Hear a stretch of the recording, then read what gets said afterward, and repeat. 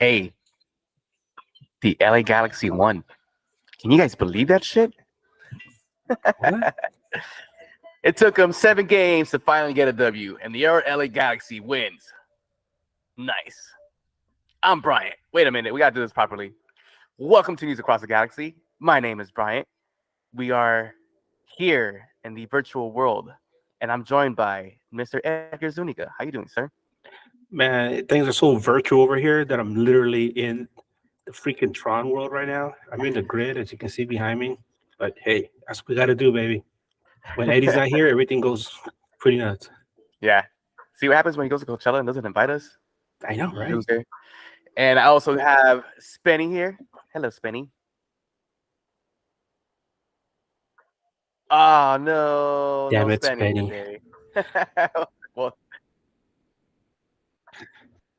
And that's how you know it's live and fresh, baby. and on the ones and twos, Chewy trying his best to keep Spenny alive on on the feed.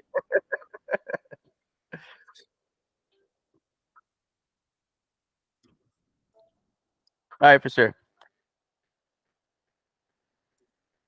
Sounds good. All right. So your LA Galaxy took on Austin FC over the weekend, but first, um, Edgar had the opportunity to actually interview an Austin FC fan. Was it before the match or after the match? It I was want to before the match. So he was really cool. His name is Ethan. He was born in Austin, but he grew up here in Southern California. yeah. He was really nice. The group of Austin fans there were pretty chill. They were all pretty drunk, which is always a Mhm. good thing. Yeah. Uh, he we I asked him to speak about how Austin was doing. Because obviously, if you saw our midweek preview, Austin's Yeah. not doing so well right now. They're having a lot of issues, and he said pretty much the same thing. He said issues with Josh Wolf, who's coaching the team. They just can't score. Drew Yusi only has 1 goal, 1 assist, despite having a ton of shots. He just can't score it. Fagundes can't score. Sardis can't score. All these issues, right? Um, but of course, when after I asked him about this, I asked him also about the elephant in the room, right? Yeah. The big issue going on with us, the ongoing issue as far as the client out boycott, Mhm. no supporters groups in the stands, which is very obvious. So I asked him about that, and if you guys listen, I can share what he had to say. The video is actually up on my Instagram. It's also up on YouTube. I put a link on it on my Twitter account. But as far as what he had to say about the client out movement, and I also asked him another question that you guys are going to hear, so I'm going to share that with you right now. Go for it. As you guys see, the Victoria block section is practically empty. There are no supporters in the stands. What is the perspective of the whole Klein Out movement from an Austin FC fan's point of view? I'll speak for myself, not necessarily the entire group, but hey, at the end of the day, a culture is founded by a group of people. A supporter group is the main lifeblood. It is what pumps. It was emphasis. It brings noise. It brings everything. It brings life. So the reality is, if your supporters are saying, "Hey, you're not supporting us. You're not meeting us where we're at. You're not understanding where we're at," that's problematic in my eyes. The reality is, I had a good amount of beers in the parking lot. I don't know that I'll have one in the stadium. The reality is, the point is on the players. The point is on production on the pitch. If you can win games, you can celebrate that. If your supporters aren't seeing the wins, they're not showing up, that's a problem. You should maybe question that. You should maybe rethink what you're doing. You should maybe analyze what's happening. If that means someone needs to walk away from this club, someone probably should walk away from this club. But the reality is, production's not there on the pitch. There's something going wrong. All right, here's a question to put you on the spot. You think an LA Galaxy that is not successful is good or bad for the league? LA Galaxy is a staple of this league. Like, if you travel abroad, they're one of the first names that gets brought up when you're in a conversation around MLS. So, do they matter? Yes. Does their success, whether they're a playoff team or a non-playoff team, matter? I'm sure it's a big deal. Like, honestly, I won't say that I'm an MLS pro, but the reality is there are certain clubs that have an echelon in the MLS, that have a name and have a meaning to them. So at the end of the day, Galaxy is one of those. I don't think they should do it at all times. I think we should beat y'all today. I really think that, and I hope we do. So I hope you don't do well today. But the reality is, hey, you're an important club in this league's history. Do you have value? Yes. Are you setting a tone for this league? Yes. I think supporters should be recognized by leadership groups. Period. All right, thank you very much. I appreciate your time. Good luck today. And that's what he had to say. Should have told him fucking loser. Nah. Just kidding. Interesting perspective from oh yeah. Hi Spenny, you're back. We introduced you earlier. You said nothing because you froze. So yeah, it's an interesting perspective from, for one, this team is fairly new in Austin FC. And if he has that perspective of what the supporter groups means to the team, I mean, for one, that's good on MLS, showcasing that, you know, supporter groups do matter. And then two, kudos to MLS again for actually having knowledgeable fans. What's going on? So that was pretty cool to hear. What did you think about that? Did you hear it, Spenny? Yeah, I heard it. I got no comment. It's just an opinion. Yeah. He said a couple things that. I'll leave it alone. Chewy?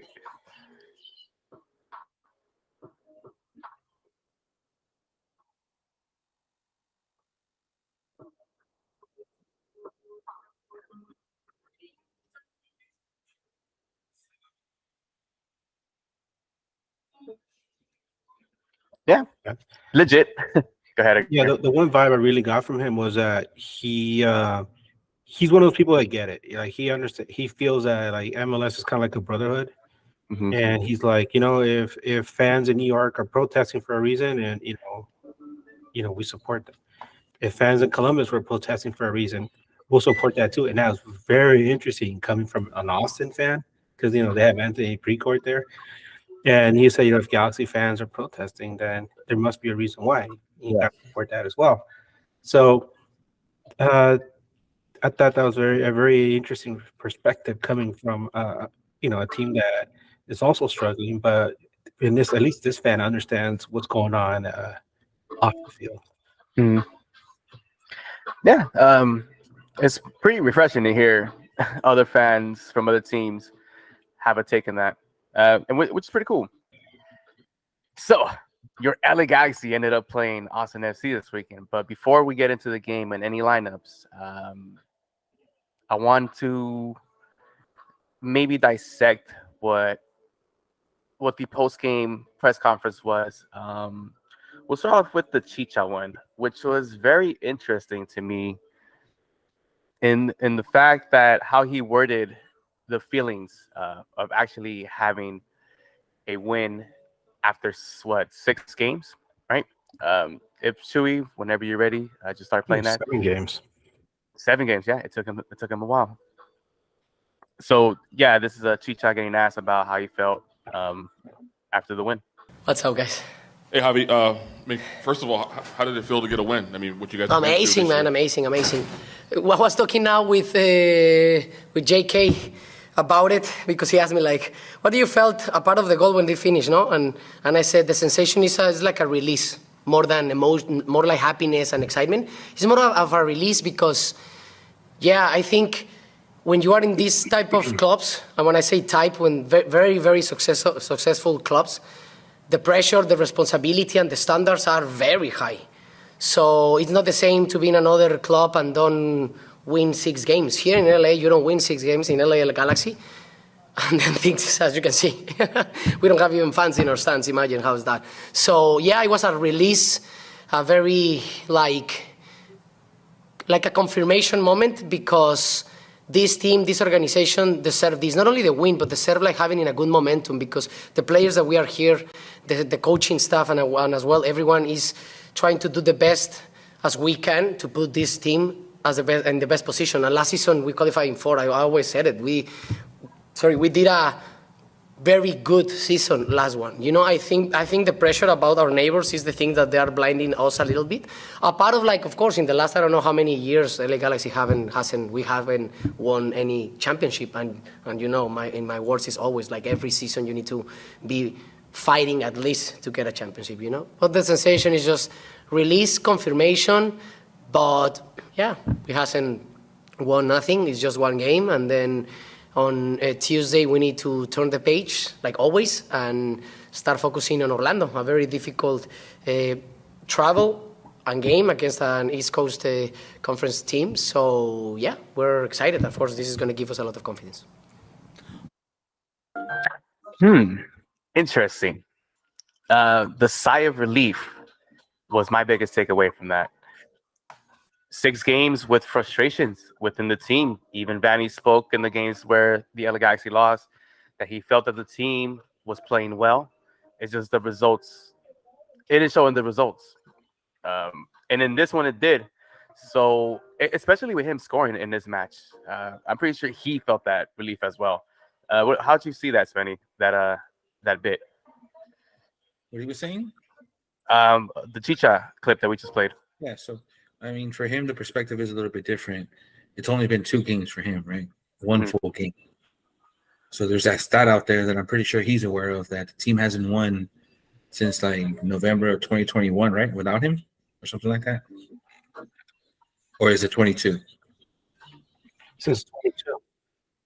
The Galaxy hasn't won a game in 6 months. The last game they won was like last September.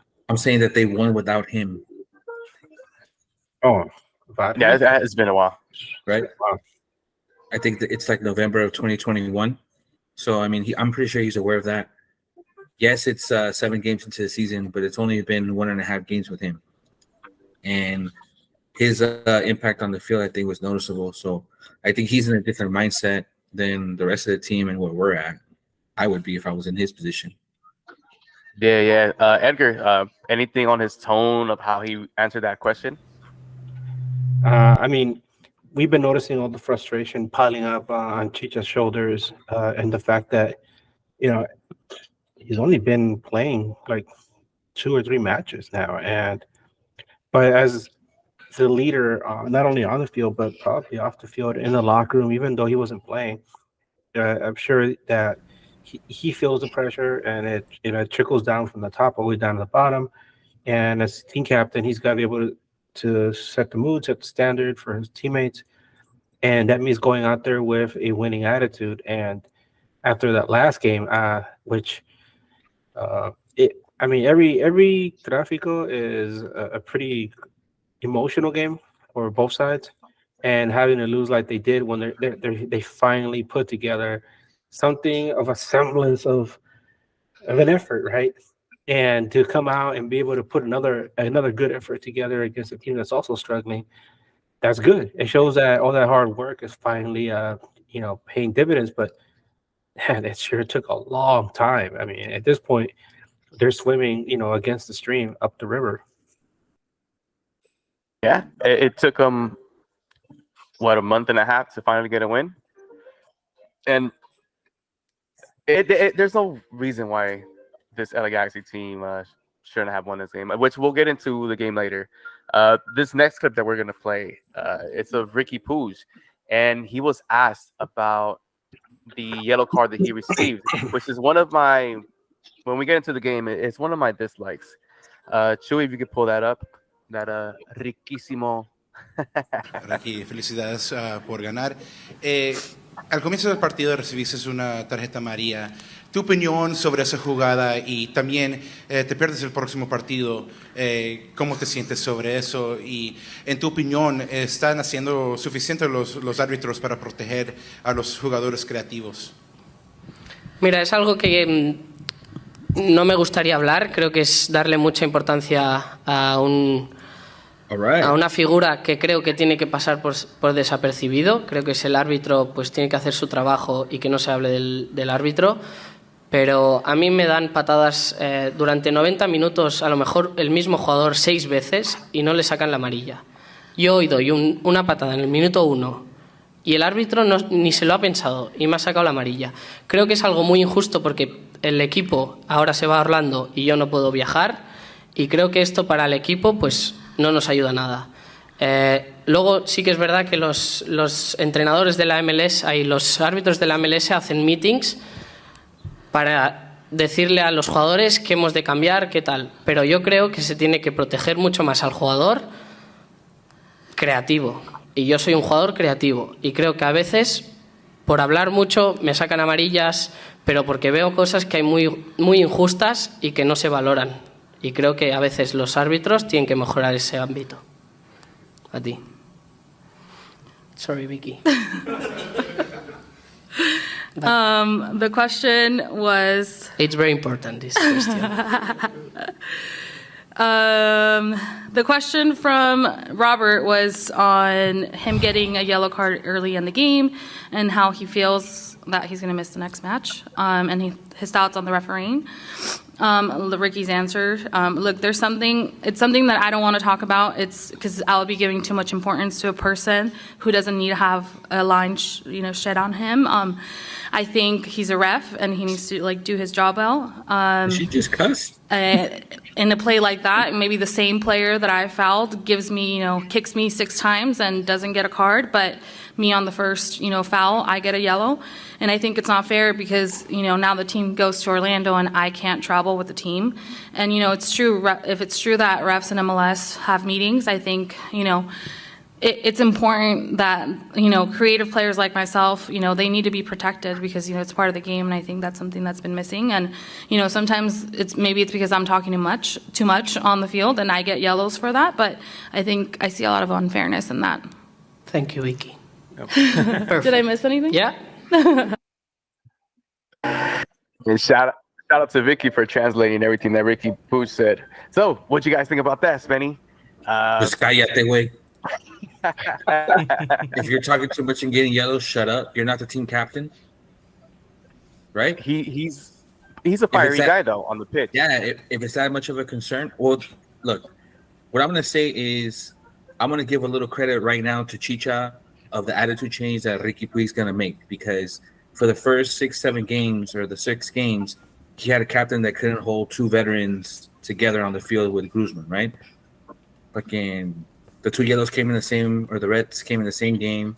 You had a captain that was never in the frame to try to calm his team down or change the attitude on the field, right? Mm-hmm. You have Chicha now. Chicha brings a certain type of professionalism that every coach that he's played for mentions. So there's a good opportunity for Ricky and him to come together where he understands that he can't be doing that shit no more. And if somebody's going to talk to the ref or speak in that manner, it has to be Chicha, which we all know he's capable of doing. Oh, of course. We hear him every time on this. So I'll say it again. Pues cállate, güey. Just shut up. Let your captain worry about it. And if your captain's not worried about it, move on to the next play. This ain't your team yet. Damn, chill, dog. I'm just, damn. Hey, man, hold on. He said it. He said it from the beginning of the season. He wants to be MVP, right? Yeah. There's certain things that an MVP has to do, and sometimes you just got to shut the fuck up. Hey, it is what it is. He wants to complain about the yellow, but to be honest, I'd rather have him against Colorado at home than Orlando City away.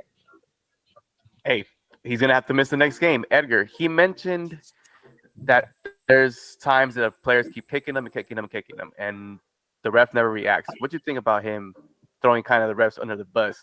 And you think he'll get fined with all this?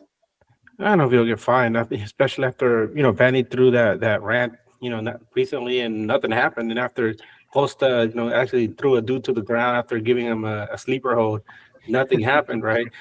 I mean, Ricky Puig could probably chirp all he wants, and nobody's gonna say anything at this point. I mean, what the hell's going on, right, with the league office? But as far as Ricky Puig, I mean, yeah, he is getting kicked a lot, and he is getting a lot of physical attention. What's the surprise in that? His scouting report said that people could, if you body him and push him off the ball, it disrupts his play. Last season, when he first came into the league, took the league by storm. But once teams started noticing that if you played him a little bit more physical and put more pressure on him and threw him around, then that would really disrupt him. And we're noticing that because of his temper, that's probably going to get him in trouble. That's something that this team absolutely doesn't need, especially when you got guys like Costa do stupid things, and then sometimes a guy you think would be level-headed like Costa is, losing his mind and getting stupid yellows, and who knows who else is going to get a yellow.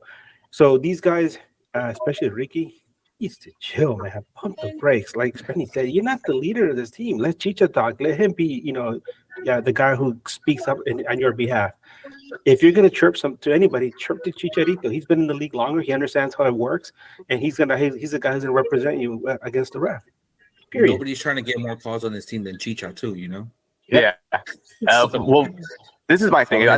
Actually, I'll talk about it when we get into the game, because I feel for him. He's always getting hacked, and the players that hack him usually never get yellows. I mean, that's your star. That's one of the stars in the league. You want this man to be healthy, or do you want this foot to keep getting cracked and there's no yellow cards on that? But that's a world soccer thing. He had the best example of getting back up, of getting hacked in Messi. Mm-hmm. I don't think nobody in the sport or in the history of the game, maybe not in the history, but for sure nobody in the sport right now gets touched more than Messi does. Yeah. How often do you really see him like yelling and barking at the ref? He'll talk to him, he'll get in their face, but to really be like that emotional, sometimes he let his captains take care of it. Yeah. Well, Ricky, this is a learning curve right here, sir. MLS refs, you already know what they are. He's getting CONCACAF. He better get ready. He better just get used to it, man. Don't forget, MLS is still CONCACAF. I don't know how often he played against Serie A, but that CONCACAF. Just put it to you. Hopefully we get some CONCACAF Champions League action. Central American teams play a game in El Salvador against exactly. Guatemalan refs. Those Central American teams, they know how to slide with both cleats. Yeah. Something's breaking. Oh, Ricky gets hit in the face of a bag of urine, man. This final clip is Greg Vanny got asked a bunch of questions. He got asked about Julian Alde. He got asked about their plays in transition. He got asked about pick up a Julian Alde, yeah. And we'll get into that. He got asked about what this means to the team, but to me, the one question that got asked, and I think is the one that stood out the most, was when they asked him about Douglas Costa. Chewy, whenever you're ready to put that up, let's get it. And lastly, the last time we saw Costa was not a good moment. He seemed to be inspired tonight. As soon as he came on, 2 very good passes. He nearly curls that ball in, plays another ball that it creates a chance. It just seemed that, maybe he wanted to get out there and show, this is what I'm about. That isn't. Your thoughts? Yeah, he immediately after the Houston game, he apologized to the group, and he knows it's a mistake that we can't have, and he's very aware of that. So he's been chomping at the bit the last couple games. Just one, he had to sit out. Even today, I didn't start him because of the shape that we were working through for the night, and but he wanted to get out, and he wanted to have an impact. So I think he's been doing that in training. He's been fantastic. He shows his quality through moments that's exceptional. So again, just for him, I think it's emotionally just finding that kind of that calm, that peace that he needs to just go out and do his job. But his fitness is in a good spot, and he's ready to play and help.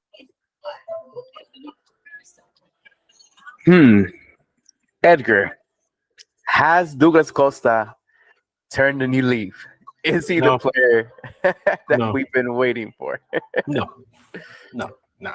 That's just Benny. I don't know, towing the line, just making up whatever excuse to to get him on the field and get some kind of return for their investment. I don't know. I mean, it's inexcusable what he did. The fans are stupid. You saw how they reacted when he came in. Mm-hmm. How strange was it, by the way? When was the last time you went to any sporting event and one of your home players got booed, right, by the entire crowd, and then one of the visiting players came in and got last year? No. But listen to me. Let me finish. One of your home guys comes in, gets booed, and one of the visiting players gets cheered. Oh yeah, with Jossie the started same when he game. came in. Yeah. So Laker it was a game. very interesting contrast. Nah, but you Yeah. know what? Like Jossie is liked by the LA Galaxy community. Yeah, Like that's what I'm trying to say. Jossie is a hometown somebody, right? Like he's somebody Yeah. in the LA Galaxy community, in the LA community, Hawthorne, you know, all this area. So Yeah, he's anytime he made comes a lot here, of he's gonna get commitments. cheered. And he's a big name in the league too. He has multiple championships with different teams. That's a big accomplishment that not many have in MLS. Hey, that's true. Yeah. That's true. And what has Douglas Costa done for this league?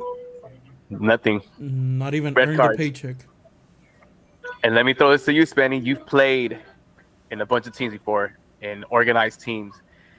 If you have a player like a teammate like Douglas Costa, what is your reaction when seeing him get those stupid reds and then coming into the locker room? Nah, man, I'm not pro. The way I handle myself with the teams that we were in, I'll talk to him. I don't care if I'm not wearing the captain's band. Yeah. It's that simple. Not only that, though, but I would also look out for certain situations for that person. But that's just me. You know, these guys Yeah. are pros. They're on different frequencies than I was on as a teammate, because most of those leagues that I was playing in, I had to pay to play. You know, Yeah. very rarely was it the other way around. So it's a different perspective for me to try to help a player like that. But at this point, you know, it doesn't even matter what Vanny said. I just want whatever production we could take from this guy, because the trading deadline for us closes tomorrow. So if it didn't happen already, he's stuck with us, and we're stuck with him until the winter fucking window opens for us. So all I can hope for is for these performances to get better and continue, even if he's coming off the bench and creates chances like this. We look good without him, and if we can keep this posture, this type of momentum against any team where he comes in as a sub and does that, then I don't care the price tag. I'm not paying it. So I don't know why anybody as a fan would be mad at the price tag as long as he's productive from now on out. We're stuck with him at this point. Yeah. Complaining about him is not going to help him. Maybe he deserved the boost so he can understand that, you know, this is not acceptable. Mm-hmm. But if it keeps happening, then that's an issue on the fan base to reflect on. I can understand booing him coming off the bench for his first time after the incident, maybe even twice. But if it continues throughout the season, then that's an us problem, not a him problem. Yeah. You mentioned the transfer market being closed. I'm guessing it's tonight, or is it tomorrow night that it's closing? Tomorrow night. Yep. The LA Galaxy. Well, Vanny talked about this in the press conference that, you know, they're still trying to bring in a player, a white player that could be productive to the team, and we haven't seen any rumors or anything like that. But I know you had a conversation with Josh Edgar. If you want to expand on that. Yeah, at halftime, I went over to hang out with some of the people that came down from the press box. Mike Gray was there, Josh Gassman, and so we were just chatting. And I asked Josh if he had heard anything at all from Vanny, and he shared that Vanny had actually tried to complete a transfer for a winger. I think it was that guy from Europe, and it didn't happen. It didn't fall through. I heard something to the effect of they were getting ready to play a very important game, and they just weren't willing to let him go because they wanted to hold on to him for a little bit longer. Mhm. And the deal just fell through. And after that, there really isn't anybody in the pipeline. And if there is, it'll be like a complete, like an utter shock, like Edge showing up at the Royal Rumble or something, because there's no names being tossed about. But the need is still there for a winger. And now that's why eyes turn towards Douglas Costa. It's like, I guess we're stuck with him, and you know he's supposed to some way somehow complement what Boyd has been doing. Now there is one aside I wanted to mention because we were going to mention anyway, but as it might be connected to this is the fact that Efrain Alvarez, he wasn't even on the lineup, he wasn't even on the bench. So right away, people think, oh, he just got back from the Mexican training camp. Maybe, he's taking it easy. I don't know what the heck he was doing there. But some people were also tossing about the wild idea that maybe he's on the trading block. Chew on. I mean, that would be lovely. Spenny, wouldn't that be lovely? But at this point, if you're the LA Galaxy, do you just make a move to make a move, or do you actually try to go down the list of the players that you wanted to bring in? Make a move to make a move. Ooh, how so? You You just have need a no body up winger. there. You have legitimately no winger. You got Efra. I'm being serious. Like, you Yeah. have no winger, right? You have a coach that wants to play a certain way. He's not going to be able to sign anything international for the next, 6 months or almost a year. Mm-hmm. If there's a winger, they're willing to come. Somebody's willing to sell them before the season ends. Take your chances. But making a trade or just making a move to make a move, you could end up with another Kevin Cabral situation. But it doesn't mean okay. First of all, like, it's not our money, right? This isn't going to get fixed by just firing somebody. Money has to be spent to bring in the right people. If you're going to ask for such a drastic change, there's going to be a change from the top all the way to the bottom. Money has to be spent regardless. No. The money part is not my complaint about this. My complaint would be just bringing in the player just to bring him in. If he doesn't fit the mold of what the LA Galaxy is trying to do, especially in the system that Vanny's been trying to play, There's then too why many. bring him There's in? too many players. There's too many players in the world. There's too many wingers in the world that you can't give an opportunity to. That's not going to cost you a borrow money, or that's going to cost you even over $1 million. There's a bunch of teams around the league that are signing players for 400, 500, 600,000. Why can't the LA Galaxy sign somebody for that kind of amount?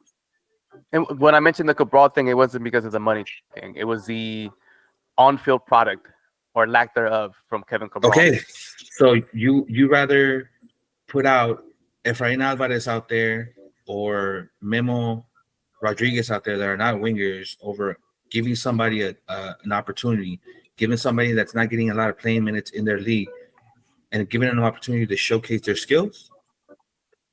That's what the league is becoming, right? That's what Kuntz came in saying that he wanted to do, bring in younger talent. He's going to get people that nobody's heard of that are looking to build their brand, build their name, and get an opportunity overseas. You can't do that sitting on the bench in some teams and other players or other organizations haven't even heard of. What if we do get somebody like from Austria, like they were looking at, right? Or even Australia, right? Mm-hmm. As long as they're a winger, they have the capability of playing that position. Try to bring them in, try to get them to buy into what you're doing. If not, we're in the same place we were without them. Yeah. Edgar, what you think about that? Bringing in players just to bring them in, or actually? It's not our money, man. It's not our money.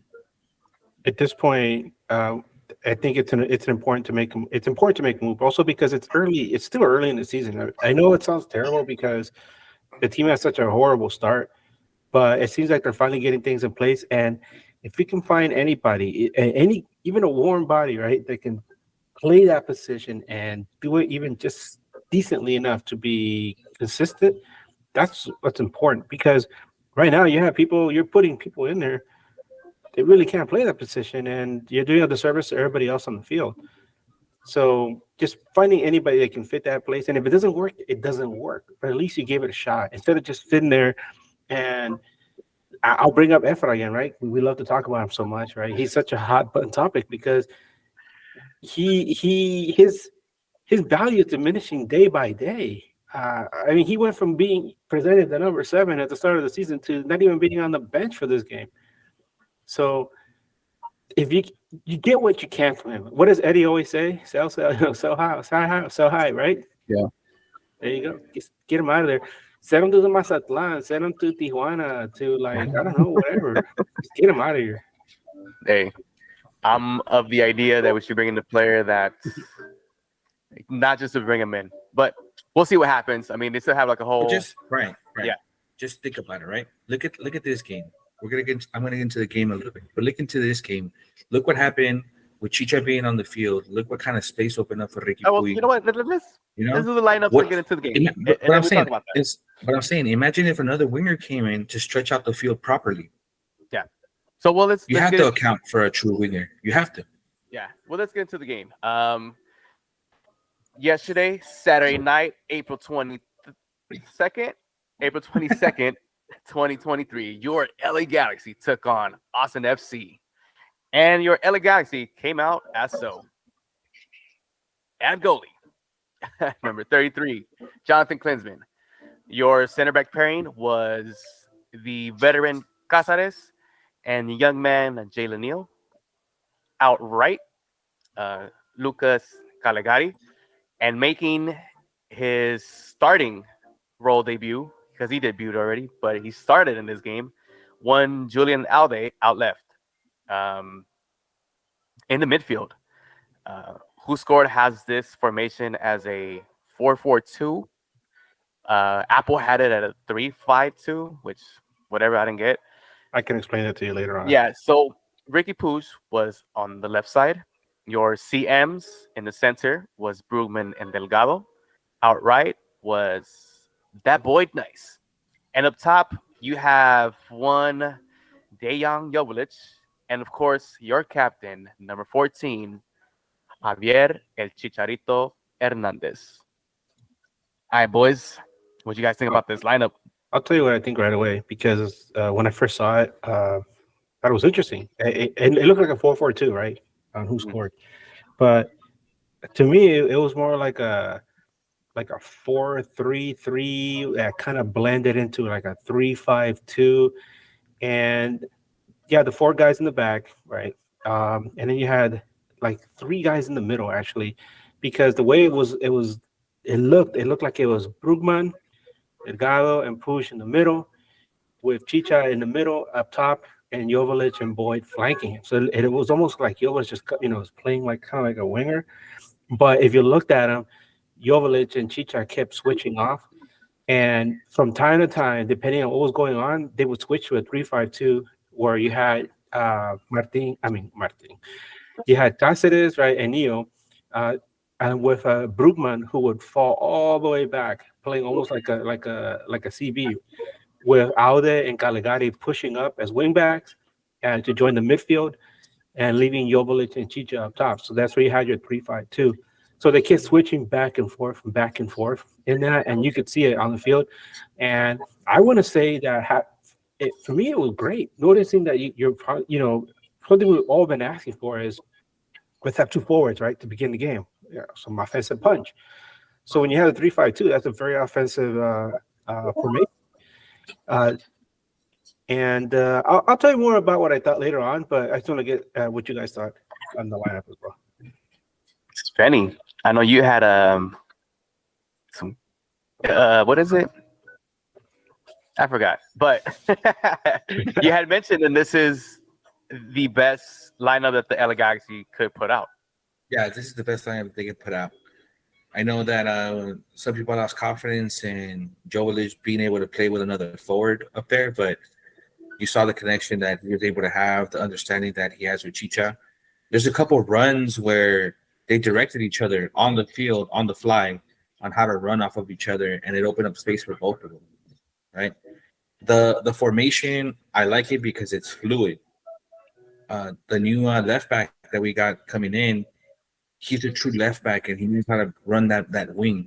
And even though you didn't see him pressing up high a lot, he still ran up and down that wing and became an offensive threat, at least in a distraction for the defense to be stretched out, for the players in the middle to do what they needed to do with that spacing. So I like this lineup. Even if Jovic gets replaced later on when they go to a full 4-3-3, I'm okay with it. But for now, without another winger, this is the best formation that you can play against some of the teams that are coming up, where they have to play structured defense, and they won't be able to when you have this much movement going on and these many formations that the same lineup can turn into. Because Jovic, he'll put in the work. We've seen him in the past, drop down and receive balls, assist, do Chilena assist from the halfway line, So there was no need for that, sir. And that's what did it anyway. No need for it. He's willing to put in those runs, to put in that work. You know what I mean? Yeah. Even if he has to play a little bit wider than Chicha. So I like the formation. I think that's the best that we can do as of right now. If certain players get into form, certain players get into rhythm, it can change in a positive way. But if you can run 3 or 4 different lineups in a game successfully, ouch. That is pretty dangerous. Vanny put in work in this one. I'm gonna agree with you, Spenny. This is I think by far the best that we, what we have. And one of my biggest takeaways from this starting lineup is the defense. You have one veteran and three teenagers who put in No, work. let me say, I'm saying this in a good way. I'm saying this in a good way. Edgar already took it in a bad way, but I think Caligari right now is our worst starting defender. And it's not a knock on him at all. And it's not, like that's legitimately an argument. Like out of the four starting, I think he's the one that could still improve the most. Yeah. I know we only see small sample size of the new left back, but his size makes a big difference. Too. Yeah. Yeah. Big. And Cáceres, the veteran with a bunch of kids basically who in this match, solid. Let me give you guys some likes and dislikes about this first half, and then we'll expand on those. I'm gonna give you guys 3 likes. 1, the LA Galaxy being able to connect in those passes and transition between spaces. I think this formation, whatever it was, it lent itself for better transition plays going forward.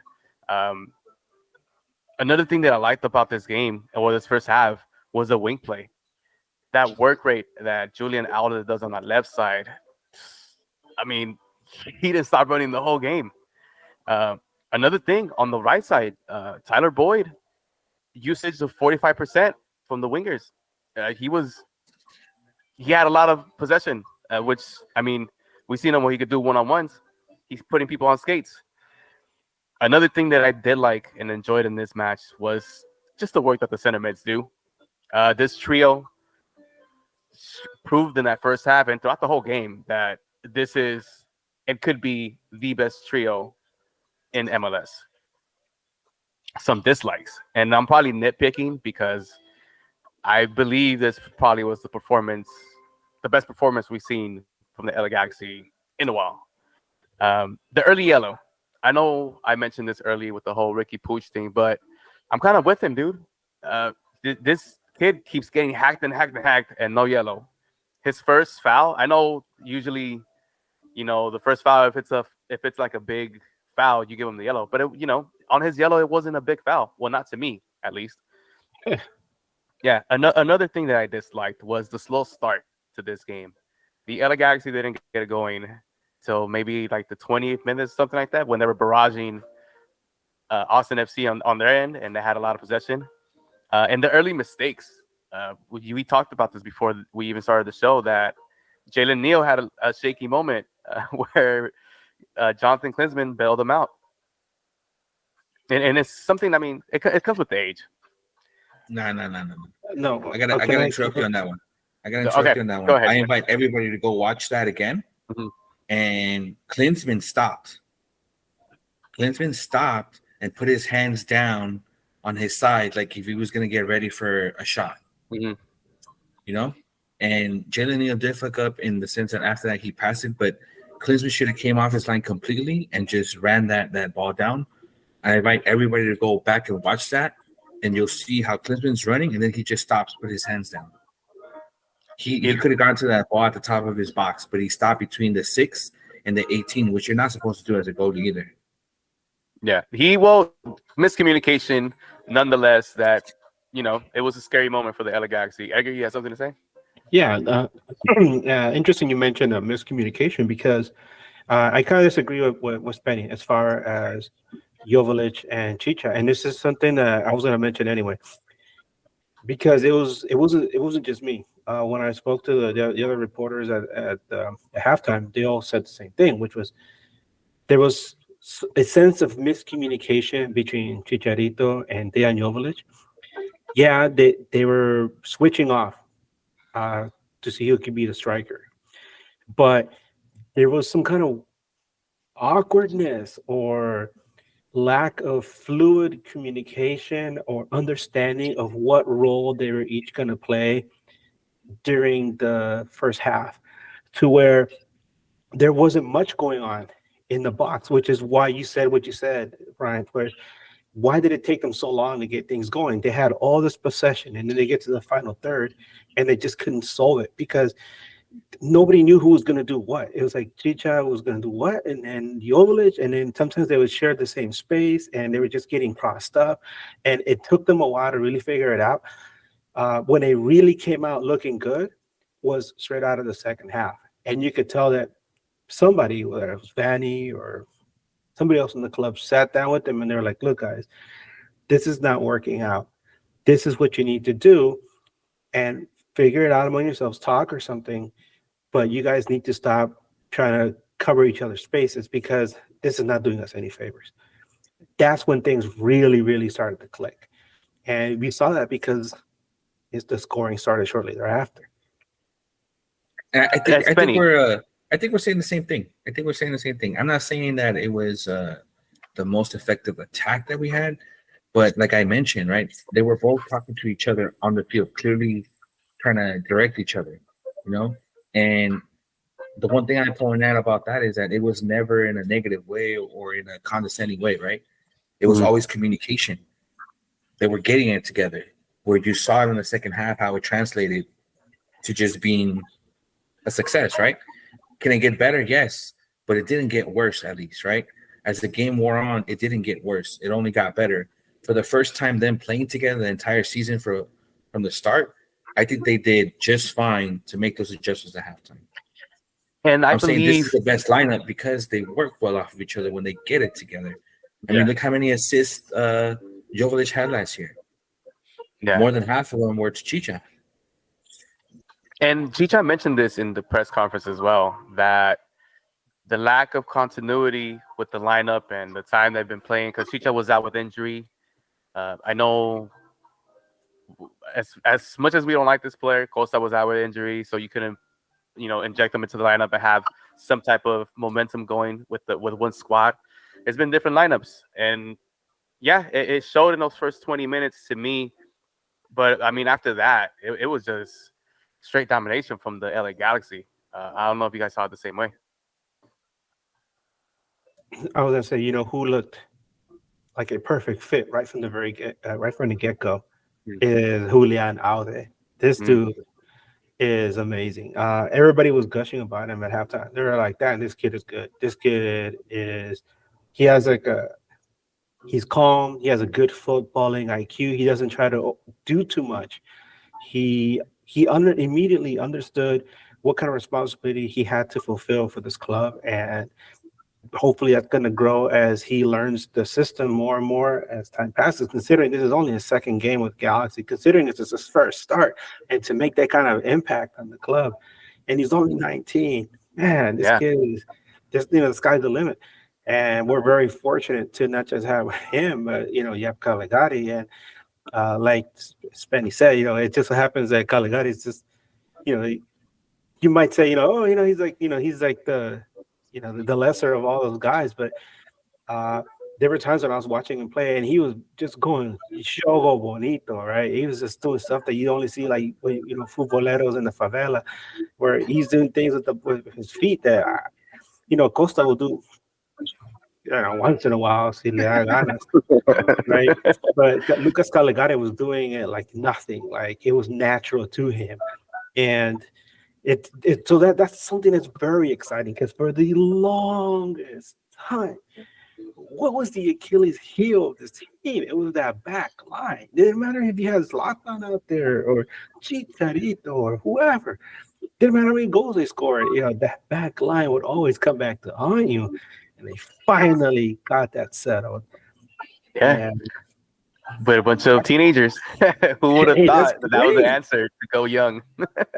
Spenny, your biggest dislike or like within this first half?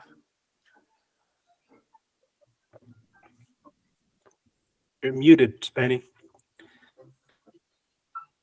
I don't necessarily want to buy into the narrative of the refs, but I didn't like the officiating too well. I think it could have been a little bit cleaner. You could have let them play a little bit better. But yeah, the biggest difference was the new left back. Right from the get-go, you could tell his spacing was pretty good. And I don't think he was getting lucky with that spacing. Of course, it's only a small sample size, but if he's only going to get better, then And the team's either going to make money or win titles off this kid too, because that for being 19 years old, his size, man, he doesn't play to his size because he doesn't need to. He doesn't need to play physical. Think about it. This guy's like 6 foot tall, right? How tall is he? I don't know, but he looks lanky out there. I mean, he looks tall, and he's not even playing to his height. Like, he has a whole set of skills that he didn't even need to use in this game. Like, think about that. Like, really, he didn't really get physical with nobody. On the corners, his man never got the ball. They didn't even look to him. And he there's didn't no get way. punked. There was a couple possessions where he went at like 2 people in a row. He covered enough ground to cover the guy with the ball, and then covered the guy that he passed it to. You know? Yeah. Like, what is that? That's pretty ridiculous. Well, Think you were about that, wrong. too. You're wrong about He him was being covering the 6 feet. guy with the ball. The guy with the ball passes to somebody else, and then this kid made the spacing or made the run in the spacing to cover the guy that got the ball. And he's not 6 feet. He's 5'9". But he looked lanky as fuck out there. Whatever. Game, baby. Play big without being physical. There's something else I wanted to mention, guys, and that's the fact that, Julian Allen was out there, with an amazing debut as a starter with Galaxy. There's another Julian in attendance. It turns out Julian Araujo was hanging out in the tunnel and signing autographs for fans, and I guess visiting his teammates. Kind of interesting. He's here, right? You think he'd be hanging out at the Barcelona Academy or whatever, training, but here he was. So it's an interesting opportunity to get to look at, our recent past, and you look at what's on the field, and damn, that's the future. And there's not much of a drop off there. This Galaxy has been very fortunate, or credit to whoever scouted these guys, because we're at this moment. A month ago we're probably like, damn it, we're missing Julian, and now you're like, yeah, hey, what's up, Julian? Yeah. He misses us, bro. Oh, we miss you too, Julian. Thanks for coming down. So the LA Galaxy in the half was 0-0, looking like the team with the more chances. Of course, we had way more possession at 62-37. We had 10 corners, which means, the LA Galaxy was really trying to, get up first. It's been a trend with the LA Galaxy that we usually get scored first, but at least at the half, we weren't down, and I was happy with that. Then the second half starts, and this is where all the magic happens. To me, right from the kickoff of the second half, another shaky moment from Neil early on in the second half. I don't know if you guys remember that, but it was kind of similar to where he's young, he's good with his feet, and he'll just get better at making decisions as he keeps playing at this professional level. I mean, those are growing pains that we're going to have to go through with players like Jalen, which I'm fine with, because right now he's been one of the solid defenders that we have. And it's not that it's not because that's the only option, but he's been the option, and we've needed this for a minute. To me, the second half was a lot of the same from the first half. A great possession with intention, a lot of direct play. And yeah, it was beautiful to watch. 2 good halves. I don't know how you guys saw that second half. I'll just say real quick, and then I'll pass it to Spenny, Yeah. Chewy. Like I said, whatever, because the defense and the midfield, they were doing their jobs. Austin, like LA Galaxy, is a possession-based team. They try to boss the ball as much as possible and try to create chances however they can. At this point, right, they're both desperate for wins, but they live and die by that possession, and it just so happens that LA Galaxy midfield, credit to them. We always talk about how great this midfield looks on paper. Mm-hmm. Well, they're showing their quality in this match. They had the glut of the possession, and finally, they started to really click in the second half.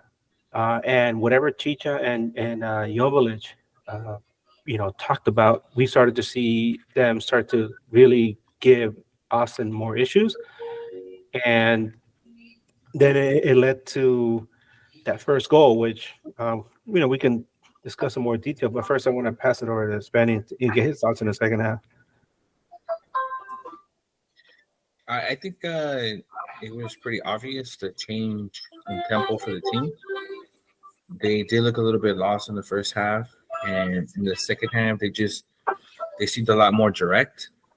They obviously talked about something at halftime where all the intentions over the ball were a lot more forward, not receiving and going, but just first touching into space and movement. That's how I saw it. And then the goal came pretty fast. I think it came pretty fast in the second half. You're talking about within like 8-9 minutes. 9 minutes. I think that's pretty fast coming off the first 10 minutes off the half. I think anything within the first like 12 minutes off the half is pretty fast too. Yeah. It's funny how the goal happened because from where I was, for the people, we're happy we scored, right? But it looked like one of those like somebody next to me described it as like, man, it looks like one of those AYSL scrums, and then the ball just goes, whoop, and then somebody chases after it and knocks it in. Like, yeah, coach. But it wasn't though. It wasn't. When you look at go ahead. The assist from Jovic. You talked about in the first half. Yeah, you talked about in the first half how they didn't seem like they were vibing off each other. And then in that play, I don't know what kind of talk they had in that locker room, but in that play, a scramble play, Jovic had the sense to know where Chicha was at and put it right to him. Not only that, but just the sense to realize that there's a scrum, right? Because it was a scrum, and he happened to get his foot on the ball, and it was like almost like a no look pass, like he thigh footed it into space right as Chicha pounced on it, and Chicharito's not gonna miss those. He's not gonna miss those. That's his bread and butter, man. I mean, he missed one of those last week. No, but that was a different situation. This is like him alone in the box, and it just popped up there. So great pass by Jovic, Chicha, of course. What a good feeling, right? We have a lead. 1-0 against a team. I mean, we were dominating them. Yeah, to me, it just felt like a matter of time before the LA Galaxy was going to get on the board. Spenny, what you think about that play with Jovic? That assist was pretty dope. But what do you think about that whole? Yeah, right. Break it down for me, bro. Chulada, it's just that simple. You have a player that's unselfish in Jovic. He understands that you just need to give somebody like Chicha an opportunity. We've seen it. I mean, I'll keep mentioning that single play. I mean, this guy literally did a chilena in the middle of the field to pass the ball to Efrain Alvarez, bro. You're telling me he doesn't want to help his teammates? Of course he's going to do it with Chicha. I'm not saying I expected that from Jovic, but I will say that I expected him to be to not be selfish. Yeah, and of course, of course, I didn't expect that, but I expected that. I expected more Chicha to score than Jovic, but it wouldn't have surprised me if it came off for Jovic's assist. Just not in that fashion. Yeah, and of course we know Jovic he wants to score goals too, and like you said, it's just him being unselfish and just wanting to see a goal on the board for his team, the one that he plays for. That's a lot of credit to Jovic right there. I think it makes a big difference as a forward. Of course, you want it to be more goals and assists, but if you're impacting a team where you're contributing to 19 goals, whether it's 10 goals, 9 assists, or the other way around, that's a big deal. Yeah, and the play started and finished with the best players on the pitch. It started with Brugman, then it went to Tyler, then it went to Delgado, to Puig, who that's where the scramble happened, from Dejan to Chicha. Beautiful, beautiful. Who would have thought that the LA Galaxy had this in them? And this is the first time. And this is the first time these guys all play together. Yeah, damn. Oof. Talk to me, dirty now. we were talking about we had our complaints about the first half, how they didn't get each other, but wow, right? Yeah, 100%. The first time they play together. The entire season, even at practice, probably this is the first week they practice together. Yeah, and This team just wanted that win more. Win this in And 6.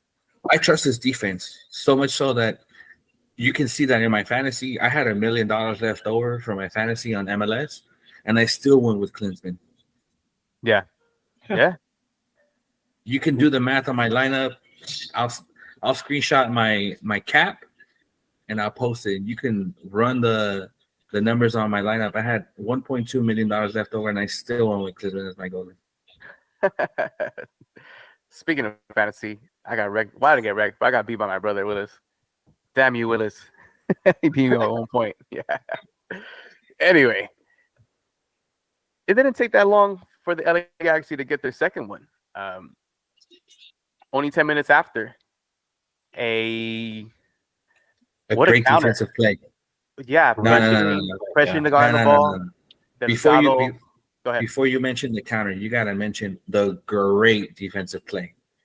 Go ahead. This wasn't a counter that we got lucky on. This was a counter that Delgado started by creating a turnover, taking the ball off somebody's feet, and then assisting the play. Defense. Defense was championship. Defense won us this game. And again, it started with your center mids again. I'm gonna keep saying it. This trio has the potential to be the best in MLS, and in these type of plays, it showed right away. They were on the counter, 3v1. Mark Delgado does the correct play and gives it to the man that's been hustling his ass off the whole day, been wanting to goal, and he gets it, Mr. Ricky Puig. What a finish. What a finish by Ricky Puig. And I love that Dejan Joveljic in that play still followed through just in case he were to get it back. But the finish by Ricky Puig, calm, cool, collective. That's what you want from your DP. How'd you see that, Edgar? No, it was beautiful to watch at the stadium, and then to be able to watch the play unfold also in a replay later on. And let's mention the fact that Joveljic, kept running all the way through.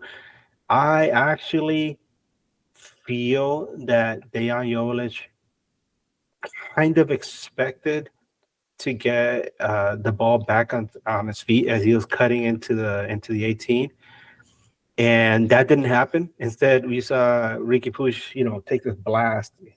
Nice shot, right? Good goal. Mm-hmm. But looking at Jovelijic's body language, and this is something you and I talked about earlier. Remember I told you about this? And now I don't want to stir the pot, guys. I don't want to stir the pot. But I remembered when Jovelic scored that first goal against Dallas earlier this, the season. And, he knocked the goal in, and Ricky Puig just, went running. He didn't go running to Dejan Joveljic. He went running, to go make love to Kevin Learham, right? and meanwhile, Joveljic is like, hey, what am I, chopped liver? Right? And this time, Ricky Puig scored, right? And Joveljic, you look at his face, he's just like, okay. And he just keeps running, and he runs behind the net, and he kind of like runs along the sideline. And then while everybody's celebrating at the very end, you see Joveljic come up there like, yeah, pat, give a little pat in the back. And then you think to yourself like, yeah, it's something small, but, sometimes, little things like that, it's a sign that something else is going on. And I don't want to stir the pot. I'm just wondering if maybe Ricky Puig and Dejan Joveljic have some issues that, maybe are surfacing in this way, shape, or form. Nah, I don't think so. You know what? Let me play devil's advocate here. I'm gonna come completely out of left field. This is just my personal opinion, but I think it might be an age thing with Ricky Puig, man. He hasn't been playing his best soccer throughout some of these games, and I think part of it is because he did buy into that DP tag and to being a franchise player. He's 24. Yeah, he was in a big club, and I don't think he's necessarily respecting the teammates that are his age group. Because I'm gonna stir the pot, but I mean, every game I mention it throughout our chats. Like, what the fuck is this problem with Tyler Boyd? Like, there's times where Tyler Boyd's in complete space Yeah. One-on-one, toe-to-toe with a defender. You know that if you put it in space, Tyler Boyd's going to get there before the defender. He just looks him off to the point where, like, sometimes he opens his body for the pass and he's like, psych, you know? Cut the So other way. I mentioned a couple of weeks ago, like, maybe we got finessed of his talent of vision, but I think it might be that he just hasn't had the leadership for somebody to call him out on his bullshit because Brugman wasn't really doing that. Brugman wasn't very vocal live or on TV, and Chicha will be, and I think that might be something to it because he's licking people off that are his age group. I think I would say, and that might be me looking too much into it, but I think it's a serious concern the amount of times that Boyd had been open in the first 4 or 5 games and not receiving a pass into open space. Like, that's the whole point. Vanny talks about that exact play every week. And when it was available, Ricky Puig would look off Tyler Boyd. I think you guys are looking too much into it because even with Dayon's retweets, he'll retweet Ricky picture with him or whatever it is. Oh, It's nah, just yeah. part, it's just part of football. You're playing in the same team. You're gonna be happy. May not show it like right away, like when he scores or when Chicha scores, but he's still happy. To me, that's what it's just part of the game. I don't think there's anything to it. Well, I don't think it faces you. let's stir the pot a little bit more. Let's stir the pot a little bit more. Let's stir that up, baby. All right, because the Galaxy scores, right? They're up 2-0, and let's see. 5 minutes later, they're up 2-0, and just later on in the game, we get to the 69th minute. 69th minute, right? There's some subs, like literally 5 minutes later, and what Dejan Joveljic, he's taken out of the game, and Tyler Boyd. I thought that was way too early to take either one of those guys off. I don't know what Vanny was thinking. I mean, he brought in Danny Aguirre. I'm like, oh, this guy hasn't seen much play, and Douglas Costa. And all right, I really thought that Dejan Joveljic had a lot more to give in this game, and I also thought Tyler Boyd did as well. When we did our preview for this match, I told you my prediction was going to be Galaxy was going to win 3-1, and I said there was going to be goals by Chicharito, Ricky Puig, and Dejan Joveljic. At that point, I was just like, yeah, I got 2 of my guys. Just need Joveljic to complete, the 3, and I'll be feeling good. But Benny takes him out, brings in Danny Aguirre, and Douglas Costa just gets met with a chorus of boos, man. But the one thing I wanted to mention, this is where I'm like stirring the pot, is and I didn't notice this while I was at the stadium. I heard about it later on, is that Dejan, instead of sitting on the bench, he went straight for the tunnel. And Raheem Edwards had to go and flag him down and point to him to go back to the bench. Yeah. So either he really needed to go use the restroom and was told to hold it, or somebody isn't happy getting subbed out like this. Like I said, I felt that he had a lot more to give, and I don't know if those subs made the team better. You could have held on for like maybe 5 more minutes or 10 more minutes, and then make those subs. Well, a couple things. A player like Joveljic, when you're a forward, dude, you never want to get subbed out. You just want to be in there to get your chances. And like you said, you felt like he had more in him. So did he. He probably could have went 90 and some to him. Greg Vanny talked about this in the presser as well, and he mentioned the same thing. Dejan Joveljic is just a guy that wants to score goals, and he wants to be on the pitch for as long as possible. It could also be because he's in the Serbian national team, and they're maybe asking him, hey, you need to get your minutes up or something for him to be in that national team. Another thing, kudos on Raheem to try to calm down Dejan. I don't think Dejan does it because he's displeased with Vanny or whatever it was. He's just a guy that wants to score goals. That's bottom line. That's all that is. Ready? I'm gonna give him the benefit of the doubt. I hope it's not that he was doing that disrespectfully. I like it in one point because he just got off the field. I didn't see that. I saw that he got off the field really fast, and I was thinking like maybe you should have taken your time with that. But it could have been something like that. I hope it's something like that. And if it's not, then just talk to the kid. Help him understand. I don't blame him for being mad for being subbed off for. He didn't get directly subbed off for Douglas Costa, but that was a sub for him as far as offensive wise. So I don't blame him if he was upset for being subbed for somebody like that, especially after the reaction that Douglas Costa received from the fans. Mm-hmm. But I'm gonna just give him the benefit of the doubt on a complete biased opinion because I do want him to succeed here. I want him to be the future of the team, and it's only going to happen if he gets more playing time as well, and if he feels comfortable in his role and understands what his future is going to be with the organization. So talk to him. Yeah, I think Vanny does a pretty well job in talking to his players. There was, I mean, it was probably us that were discussing it in our group chats that if he would have lost this game, that he probably would have been lost the locker room. But I don't think so. I think Vanny he has a style to him that I think players respond positively to it. No? You're shaking your head? You don't think so? Yeah, let me talk on that because one thing I mentioned about Chicha is his season started 2.5 games ago, right? Mm-hmm. Julian's season started this game. Caligari's season started 4 games ago. Mm-hmm. These players are coming from parts of the world where they have no nuance of what's going on in this league. All they know is that they just got signed to a new team and they need a win. Yeah. So yes, of course, we haven't gotten the results we wanted as fans, but as a team, these guys are still coming in, needing to prove themselves. Chicharito's trying to earn a spot on the Mexican national team. Even if it's just for nostalgia for him to be on the roster, not even playing the next World Cup, he's going to make that push.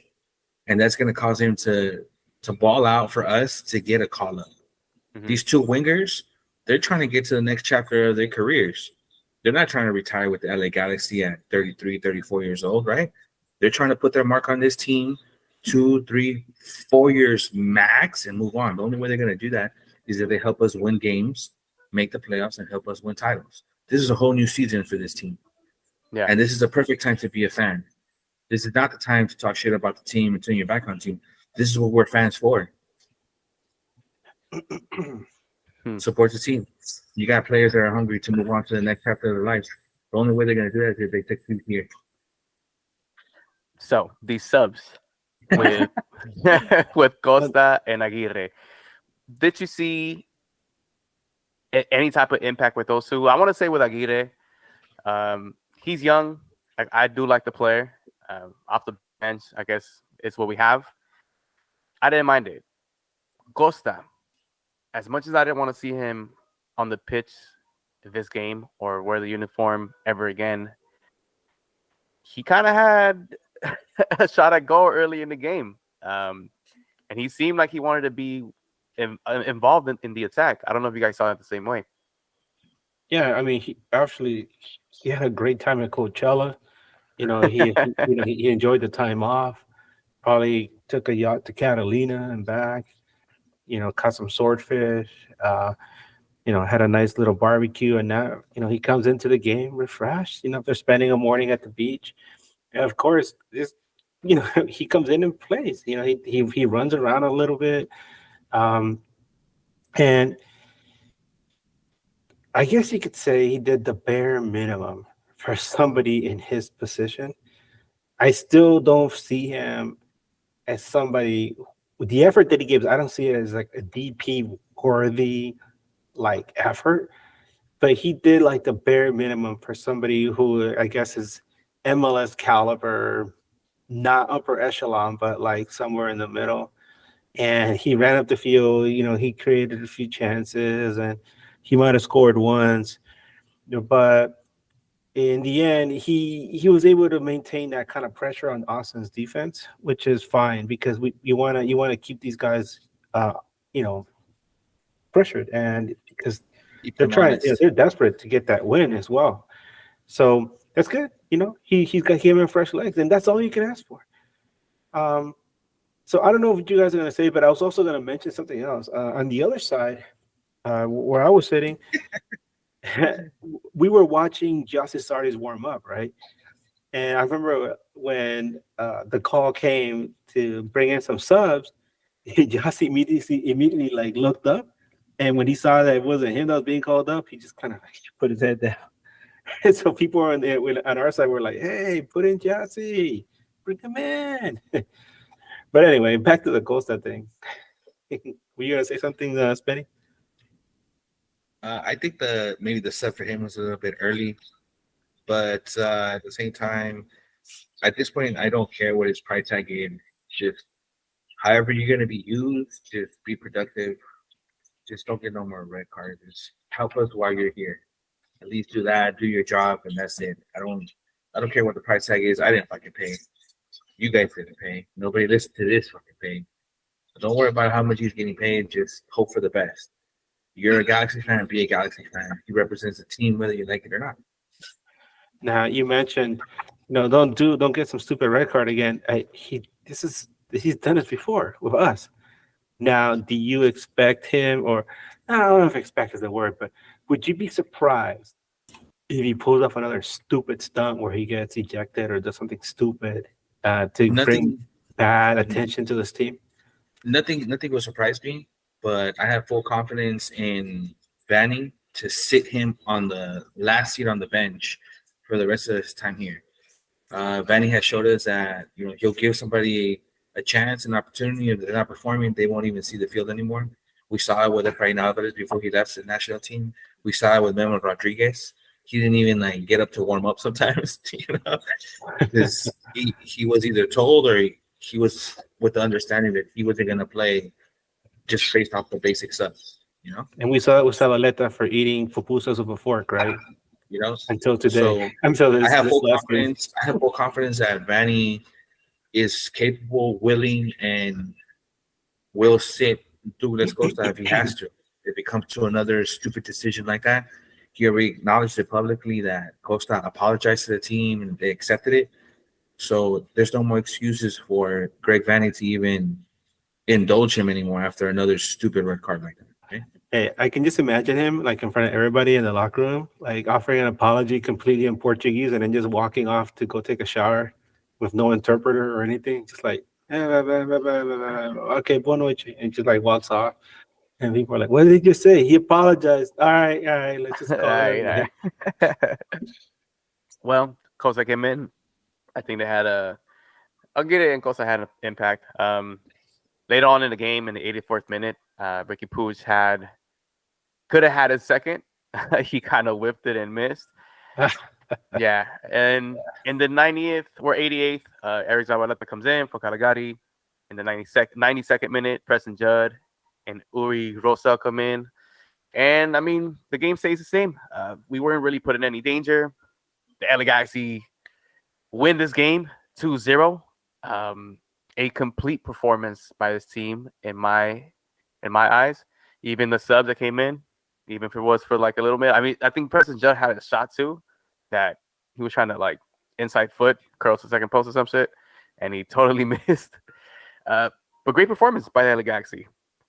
Yeah, that shot by Preston Judd, by the way, man, he should have cut back and passed it back to the middle because he got too greedy on that one. Yeah, so the LA Galaxy wins 2-0. And before we get to some awards, Edgar, you found some stuff out at the game, didn't you? Yeah. I found out there's a few things. The first thing I wanted to mention was I'm walking up to the stadium and I hear music. Right, I'm like, oh. I'm walking here. Yeah.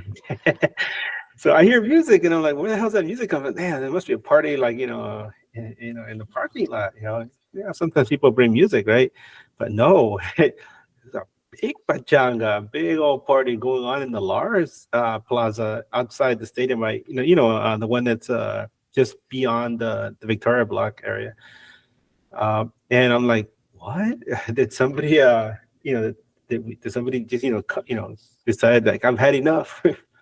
Lars is having a party, but no, I walked in and man, you ever walk into a party and you feel like like you're a fish out of water, like you're like this is I'm in the wrong crowd, because my God, it was Armenian flags everywhere. I'm not saying that I don't get along with Armenian people. I mean, I have a lot of great Armenian buddies, but it's just like you walk in and you're like, oh shit, I think I'm in the wrong party. A lot of Armenian flags. They had an Armenian DJ going there. They had Armenian food. I mean, there's Armenian women there. They're That's amazing. beautiful. I was like, it was amazing, right? And then I just remembered that they're observing the anniversary of the Armenian genocide. It's Armenian Heritage Night at the dig, and so they decided to use the large section, which has been largely unused for most of the season, as an opportunity to throw this party for the Armenian community that came to the game, and that's awesome. I think it's a good use of the space, which hasn't been used all season. Once inside the stadium, I thought it was interesting. They're playing Armenian music, right? And then they start blasting System of a Down, which, if you guys don't know, that's an Armenian heavy metal band from here in Glendale. And I'm like, wow, there's somebody actually playing heavy metal before the game at the dig, which usually you hear pop music or some rap, but no, they're playing metal. So that was cool. But the thing I want to also mention was that at the half, some of the reporters that were hanging out said that Will Kuntz was not just in attendance, but he was hanging out in the press box, which apparently is a pretty big deal, because usually you don't see somebody from the front office come and mingle with the press. But no, there he was. Another thing I noticed, and I know this is silly, I know it's kind of childish, right? But in the premium area of the stadium, where the premium seats are located, there's that little bar area. And there was a guy sitting there having his drink with a big ass, T-shirt that said KO, but it wasn't for Kevin Owens. In case you follow wrestling, it was Flying Out. It had underneath. I thought that was interesting, right? Because usually, whenever Chris Klein comes to the stadium, he usually hangs out in that area. And who knows? I wonder if we're going to see this guy wearing that shirt next time there's a home game, because who's going to be back from his suspension is Chris Klein. So Damn. in Beef, fact, that beef. suspension is over on Monday, I think. Is that correct, Spenny? He don't know. He's out. Yeah, it should be done. I think by Monday he's gonna be reinstated. And I was joking with some people in the stadium. I was like, are we gonna see like one of those like hype videos like when Costa came, where they have dancers and everything, and then they're like, welcome Chris Klein. Summer And they have Klein, like baby. they have somebody go, here comes the money, and then they're gonna have like dollar bills flying everywhere, and he's gonna come in dancing like Shane O'Mac. Summer Klein, And then he baby. tears his Summer quad. Klein. Summer Klein. Also, you didn't mention this. Julian Alde dedicated his Oh, yes. I'm first sorry. start to his grandpa, right? Yes. After the game, Galaxy they published a video that they took of Julian Alde reacting to the game on the field, and he was mentioning how he was happy to have played in his first game as a starter, that he had a good experience, and then he said that he dedicated the game to his grandfather, who just happened to pass away shortly before he transferred to Galaxy. So shows that duality in life, right? Where things might be headed, in the right direction for you, but there's also other things happening, that put things into perspective. So you can imagine that he comes in with his renewed vigor, this desire to show, to do things in honor of his grandfather, his family, his people.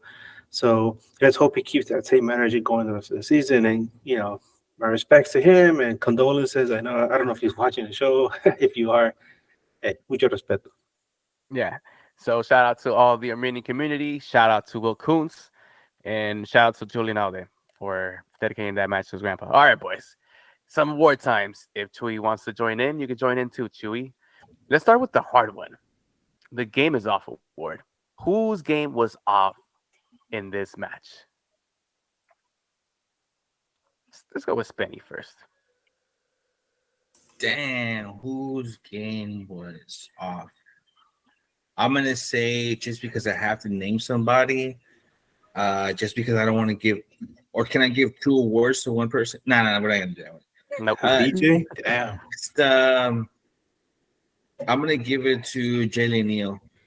I think his mistakes were the most costliest, the most obvious, and he still can learn how to put a full 90 minutes together, and he's not there yet. So his game is off. You know, he's going to be able to get to that point where he's going to be able to put a full 90 minutes of good soccer together. Right now, he's still committing mistakes and putting us in an unnecessary situation.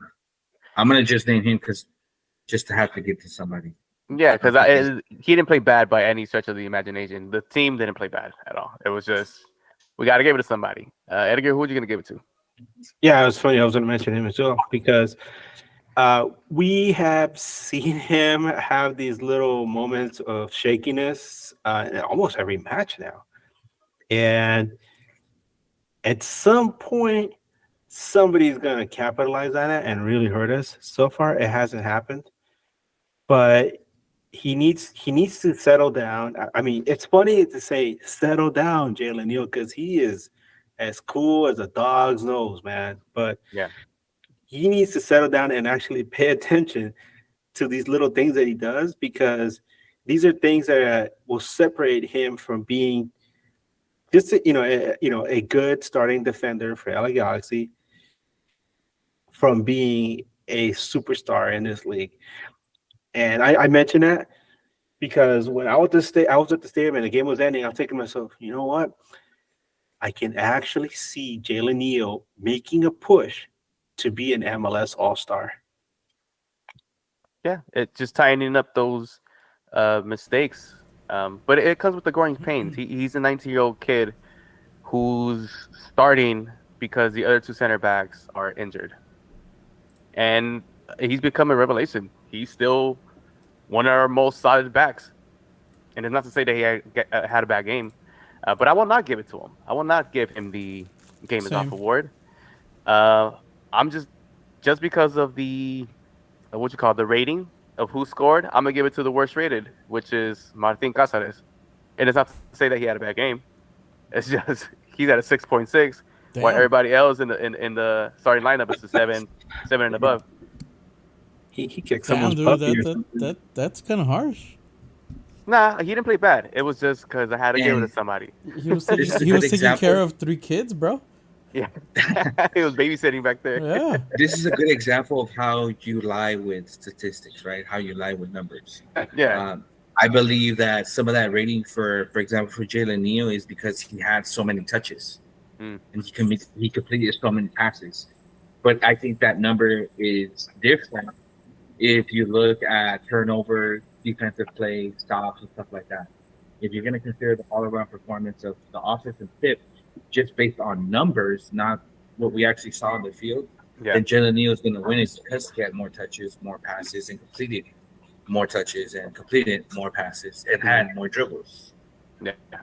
So, fair enough what you're saying, but that's an example of how you lie with numbers. Yeah, I agree with you 100%. But we had to give it to somebody. Go ahead, Chewy. I'll give you mine. Mine's gonna be none of those 2. Mine's gonna go to Aguirre only because of what I think was an unnecessary yellow card he got towards the end of the game.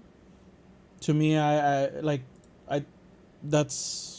he's still not the player that I think is still a useful player as a sub. Not yet, at least. He has a lot of potential, but he's not there yet. At least to me. All right. Now let's move on to the honorable mention, the You've Got Hartman Award. Let's start off with Edgar this time. I think this was kind of hard too, actually. Yeah, I give you any number of people. Initially, I was gonna say Dayon, just because I felt like he had one of his better games this season, and he got that assist that led to the first goal. But hearing what happened after the game, I know that this didn't happen on the field, while he was playing, but just the reaction, I was just like, okay, you need to chill, bud. Hmm. So instead, I'm gonna give it to Julian Alde, making a start, coming in with the emotions of having lost a family member and using that energy for a positive thing, right? Turning a negative into a positive. And, all of a sudden, any kind of like anxiety anybody might have had about what he was going to bring to this club, what he was going to mean to this club's future, immediately is settled. This guy's solid. And hopefully we get this is just one of many performances where he shows his class and the kind of player he can be and the kind of player he can grow into becoming. Hopefully, a little bit longer with the Galaxy. Hopefully we keep him for a little bit longer before he finally makes that jump to Europe. So, man, this guy's got heart. Yes, he does. Spenny, who's your Hartman Award going to? Just to go a different route, because I was kind of thinking about him. I'm gonna go with Klinsmann. Klinsmann came into this game and he didn't have much to do in the second half, but he came up big for us, or at least did his job comfortably in the first half. Didn't let the team get ahead and conserve that clean sheet, which in this league that averages over 3 goals per game, it's a pretty big deal. He kept the average down. Yeah. I feel that. Chewy, who you got as your honorable mention? Delgado. He played a fucking solid game. He played really, really good and he got an assist for Ricky. Yeah. Like he played solid. He was one of the greater players in that field overall, defense and offense. Yeah. Damn, you guys kind of took all the ones I wanted to say.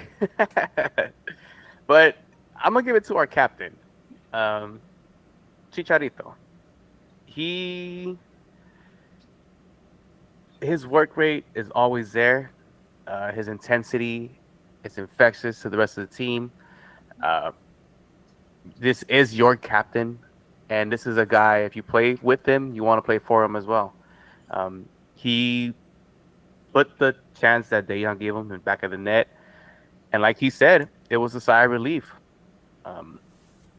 Once he starts getting going, this could be a good year for the LA Galaxy, especially with a goal like that he missed last week.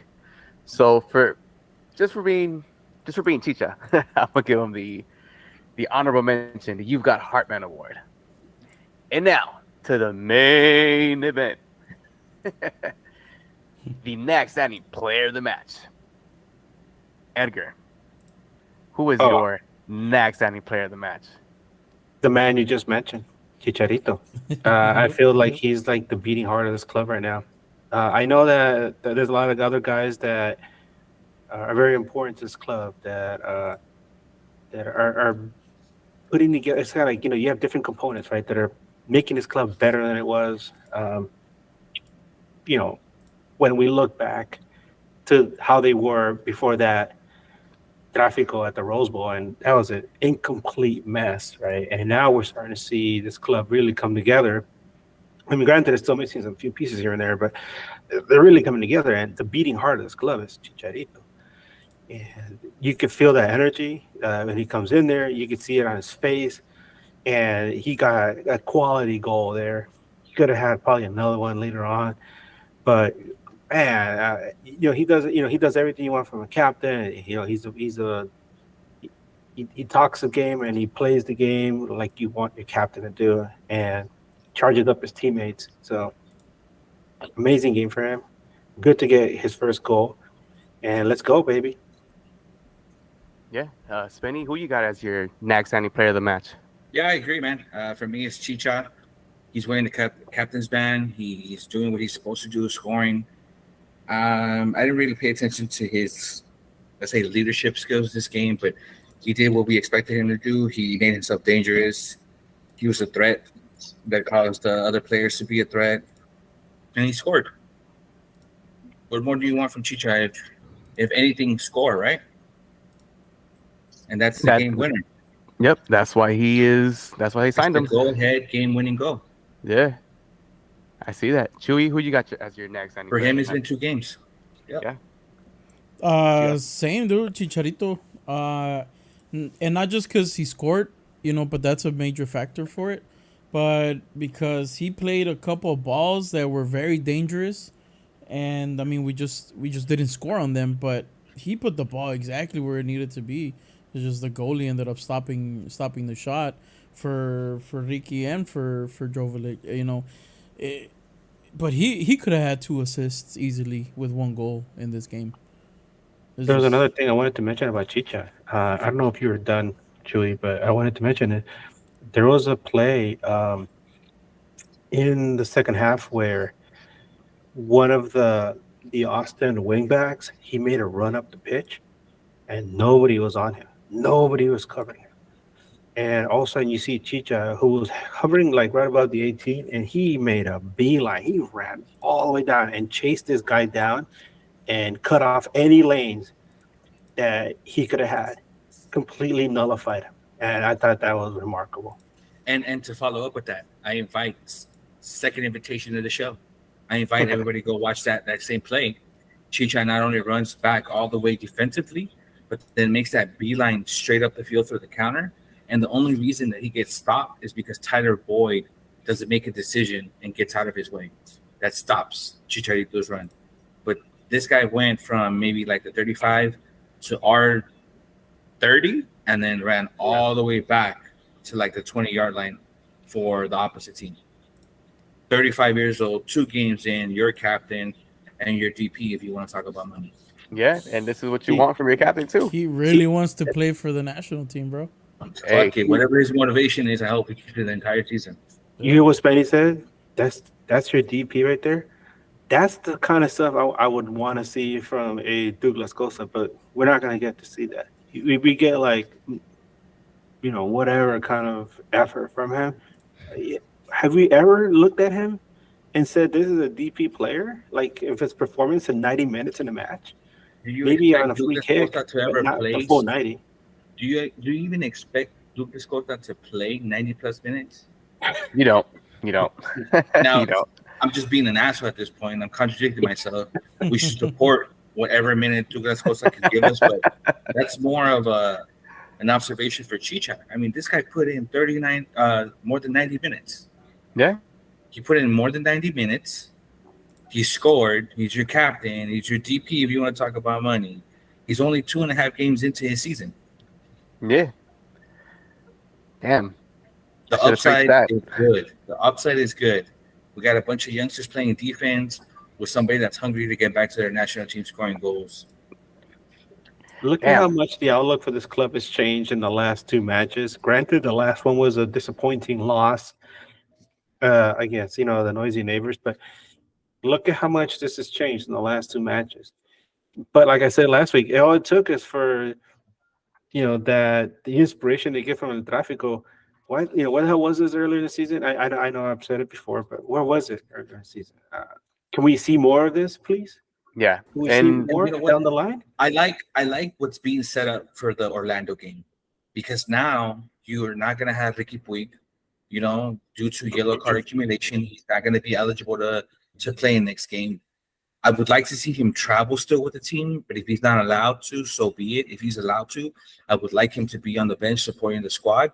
But now you get a player that has been playing almost every game, has sat in Memo Rodriguez, who is by all means an attacking central midfielder. He's not a winger. He can't handle that kind of pressure. He can't handle that kind of physicality. So this is going to give him hopefully an opportunity to show himself in his true position, and alongside with other players that I mentioned before, like the 2 wingbacks that are looking to make a name for themselves, they're all going to be hungry. All the players on this team are going to have reasons besides the team themselves to want to perform against Orlando. Yeah. There's a lot of upside to something like that. Yeah. Even if Jovic starts next to Chicha, he has something to prove because he played bad the first couple of weeks. The 2 left backs, the 2 wing backs that just came in.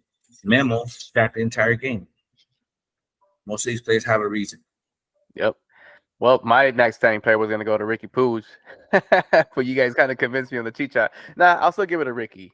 In the midweek show, I had mentioned that Chicha was going to score his goal and that Ricky was going to get his as well. He's been quoted saying that he wants to be MVP, that he wants to be the best player in this league, and what a way to show it in a game that the LA Galaxy not needed to win, but the opponent lent itself to get that W.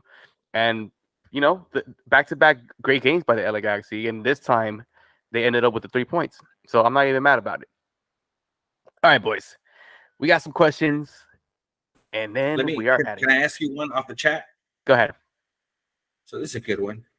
The commercial underground is saying, Hartman, the fans that stayed home and gave Chicharito the fuel he needed. But the question is from him too. The question from him is, does Vanny need to sub Chicharito out earlier?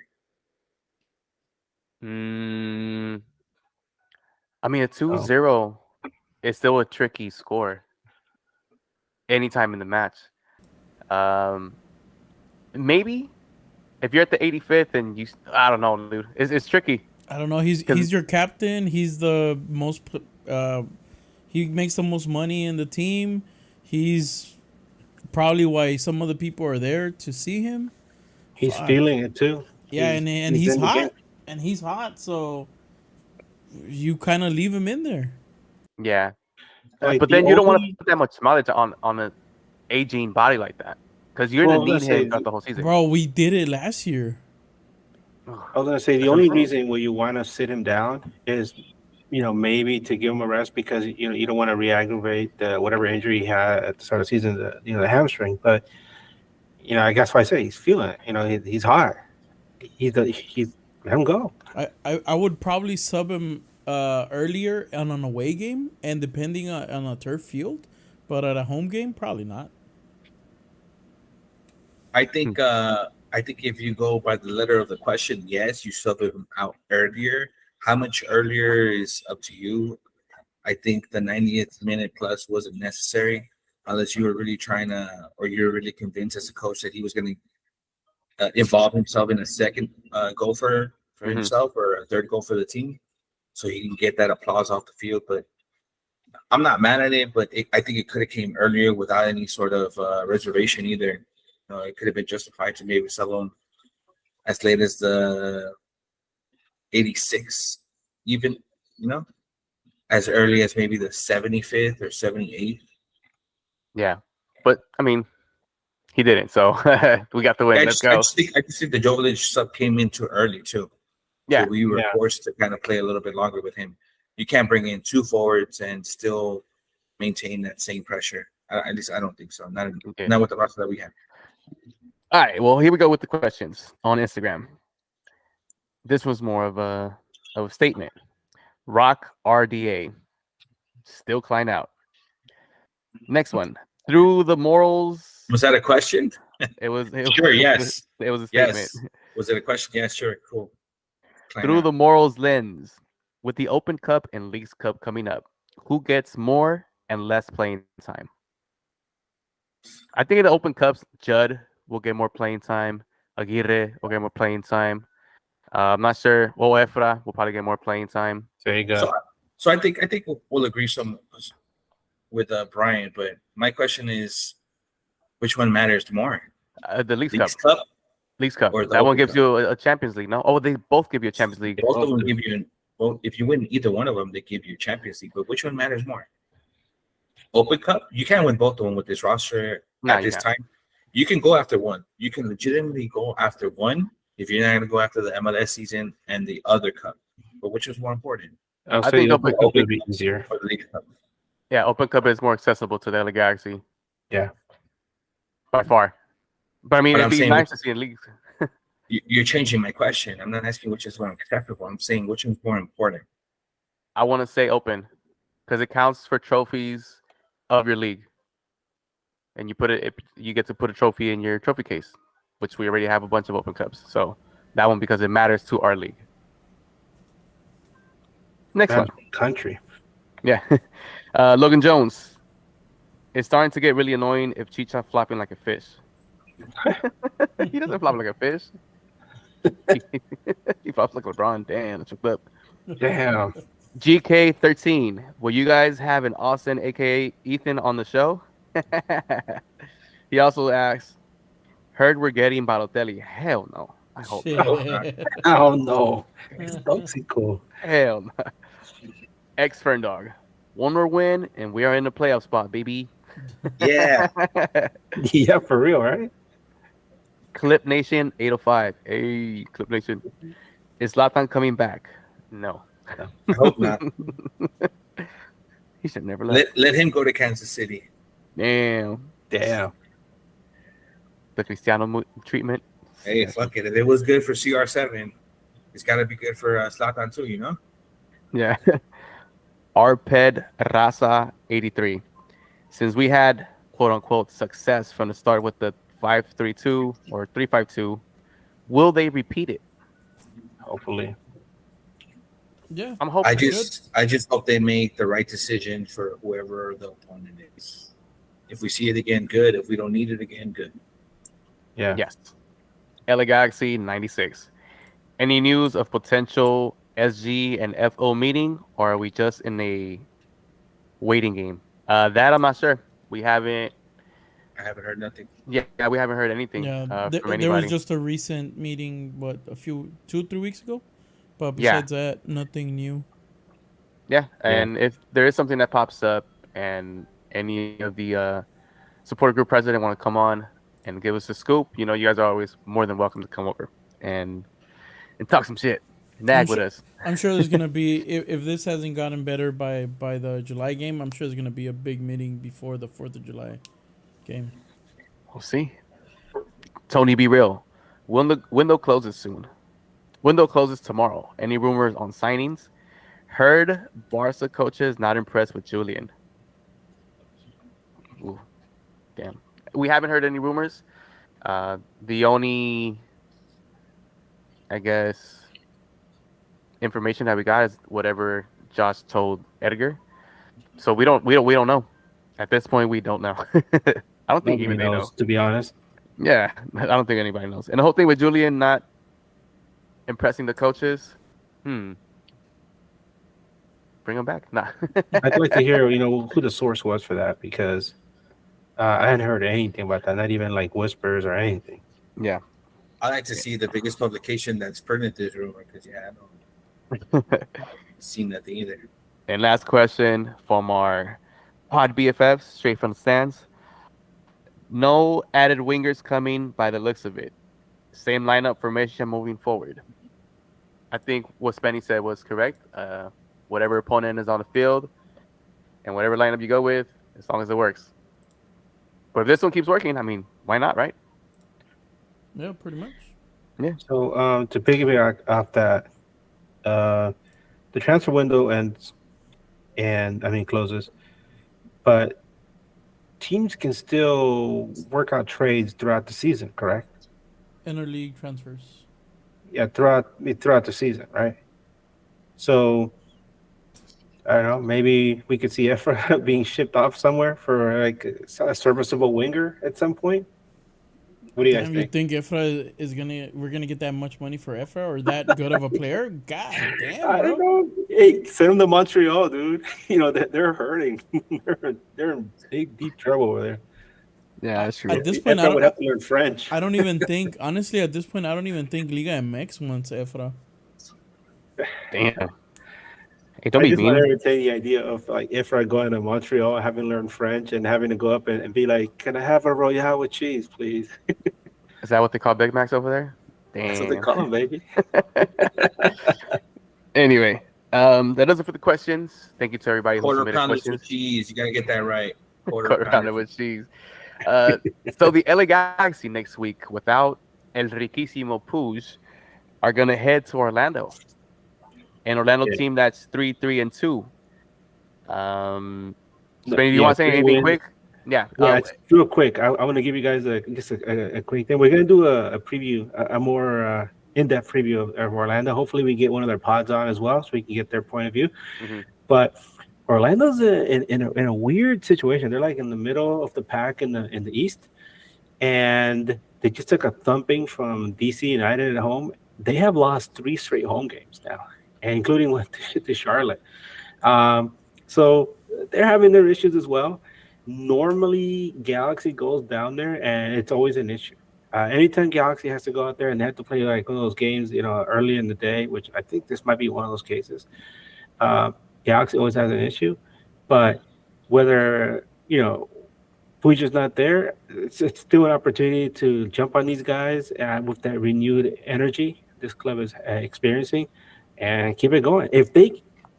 This is okay. We can expand this more on this later on in the week, but just to keep you guys thinking, if this club can pull off a win like this or get a good result, a draw would be a good result right now against Orlando without Ricky Puig.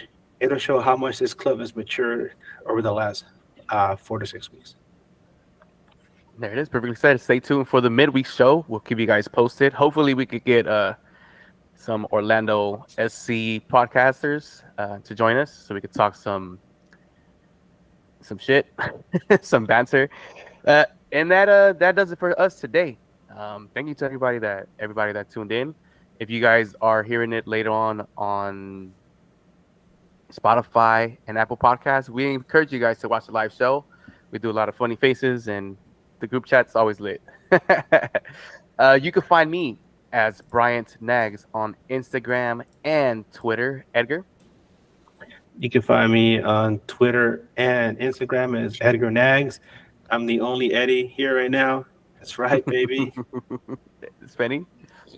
You can find me at the next home game against Colorado. Chewy?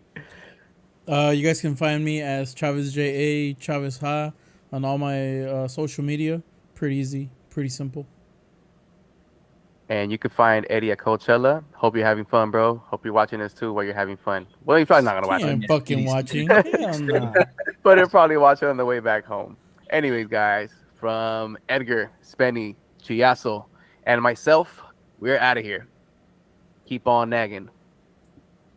Keep on nagging. Eddie Coachella. Kings go. Yeah, fucking Kings lost. What's the series now? 2-1? It's tied 2-2. 2-2. Oh yeah, they won the other day. That's gonna go overtime. I saw that. Dude, they lost in overtime right now. Yeah. Oh man,